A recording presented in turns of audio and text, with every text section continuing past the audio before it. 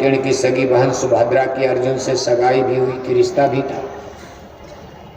इतना अटूट विश्वास अर्जुन को भगवान श्री कृष्ण पर था कि केशव, सत्य है कि आप झूठ तो बोल नहीं सकते, लेकिन ऐसा सत्य मेरे गले के नीचे नहीं उतर रहा।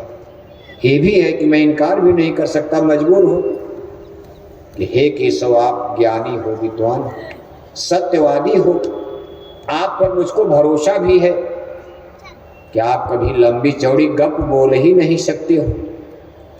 लेकिन केशव, ये बात मेरे गले के नीचे नहीं उतर रही कि सूरज आपके सामने बना, क्योंकि हमारी आपकी उम्र तो करीब करीब बराबर है।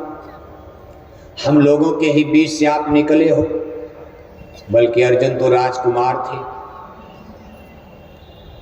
राजगुरु द्रोणाचार्य ने उनको देखो शिक्षा दिया, ज्ञान दिया, और भगवान के तो ग्वाला थे, राजपुरुष नहीं थे, जंगल में गाय चराए। अर्जुन का बचपन राजमहल में बीता और भगवान श्री कृष्ण का भी बचपन ये देखो नंदगांव, गोकुल, वृंदावन, बरसाना। आप मधुबन का नाम सुनते हो, मधुबन, ये मधुबन में आप बैठे हो, यही जगह है जहाँ योगेश्वर श्री कृष्ण ने रासलीला रचाई थी। रासलीला, रासलीला माने कोई ये डांस नहीं जो आप फिल्म में एक्टर का, हीरो हीरोइन का देखते हो, लोग ऐसा सोचते।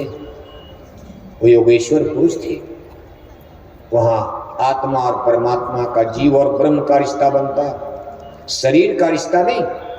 शरीर का रिश्ता तो संसारी बनाते हैं भोग में, और जोग में इस जीव और ब्रह्म का रिश्ता बनता। नंदगांव, गोकुल, वृंदावन की बरसाने की गोपिकाएं भगवान श्री कृष्ण की भक्ति पर प्रभावित थी। जैसे आप यहाँ बैठे हो, औरत मर्द सब देखो एक में घुसुड़ पुसुड़ कर, दूसरी जगह आपका मन खराब हो जाएगा, लेकिन यहाँ भीड़ में निकलते औरत मर्द सबकी शरीर आपस में रगड़ती है, लेकिन आपके अंदर इस आश्रम की बाउंड्री में विकार नहीं पैदा होता। आश्रम के बाहर निकलते ही मन में विकार आने लगता। ये भक्ति का प्रताप होता, रिश्ता अलग हो जाता। उसमें भगवान श्री कृष्ण एक दिन गोपिकाओं ने शिकायत कर दिया कि केशव, आप राधे को बहुत मानते हैं, भक्ति तो हम भी करते, जब देखो राधे के साथ खेलना कूदना, राधे के साथ ही नाचना गाना। भगवान श्री कृष्ण ने कहा ऐसा नहीं है, मैं ब्रह्म रूप में सबके साथ हूं। एक जीव एक ब्रह्म कहावत, ब्रह्म एक ही है, जीव अनेक हो गए, लेकिन सब मेरी किरणियां हैं। जैसे एक ही सूरज है, सूरज से अनगिनत किरणियां निकलकर हमारी धरती पृथ्वी को चार्ज करती, फिर शाम को सब किरणियां रिवर्स होकर वापस जाकर सूरज में समाहित हो जाती। फिर अगले दिन सुबह सारी किरणियां निकलकर हमारी धरती माता को चार्ज करती हैं, ऊर्जा एनर्जी देती, फिर अगले दिन सूरज में जाकर समाहित हो जाती। इसी तरह से एक जीव एक ब्रह्म कहावत, हमारे वेद कहते हैं कि ब्रह्म से जीवों की उत्पत्ति हुई। ब्रह्म तो एक ही रह गए और उनसे एक एक किरणियों के रूप में अनगिनत जीव पैदा हो गए।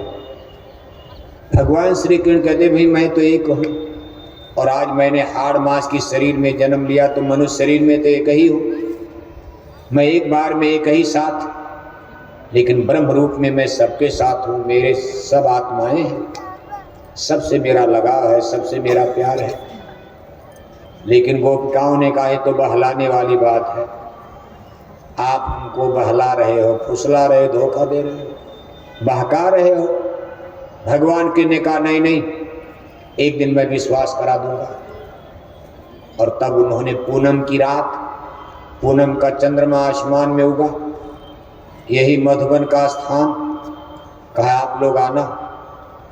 और यहाँ आकर के भगवान श्री कृष्ण ने मधुर धुन मुरली की तान बजाई, बंसी बंसी,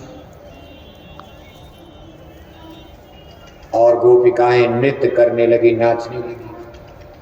थोड़ी देर में हर गोपिकाएं देख रही हैं कि हर गोपिकाओं के साथ एक कृष्ण भी नाच रहे हैं। जितनी गोपिकाएं आज उतने कृष्ण बन गए और कृष्ण भगवान एक जगह खड़े होकर बंसी बजा रहे वहीं से, और उनके अनेक रूप बन करके हर गोपी के साथ नाच रहे। गोपिकाएं भक्ति के रस में विभोर हो जाती। बाद में भगवान के ने अपनी लीला को समेटा और सभी कृष्ण